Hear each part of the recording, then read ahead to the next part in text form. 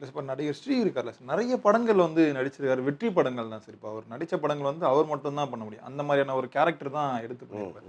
அவருக்கு இந்த மாதிரி ஒரு நிலைமை வருது, நம்மளால அது ஏத்துக்க முடியல. அவர் தொடர்ந்து அவர் இன்ஸ்டாகிராம்ல வீடியோஸ் வந்து போட்டுட்டே இருக்காரு. இந்த மாதிரி முடி வளர்த்துட்டு இருக்கேன் அப்படின்னு சொல்றாரு. டயட் வந்து இதுல இருக்குன்னு சொல்றாரு. அப்படி இருந்தும் ஏன் அதை யாரும் கவனிக்காம இருக்காங்க?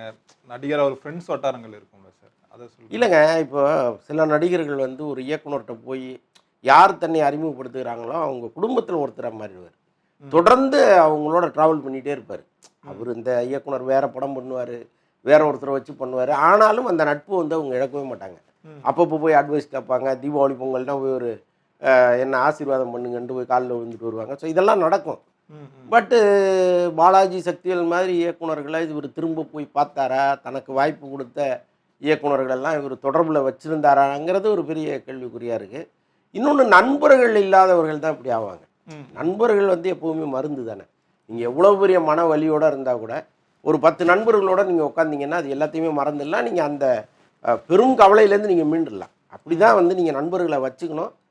அவங்கவுங்க லெவலுக்கு அவங்கவுங்க ஒரு 4 பேர் 5 பேரோட ஒரு ஒரு நட்பு வட்டாரத்தை உருவாக்கி தான் வச்சுருக்காங்க. பட் இந்த பையன் விஷயத்தில் என்ன நடந்தது, ஏன் இப்படி ஆனார், ஒருவேளை இவருடைய நண்பர்கள் எல்லாருமே குடிகார கூட்டமா, அப்படி ஒரு தாக்கத்தினால் இப்படி ஆயிட்டாரா, எதுவுமே நமக்கு புரியல.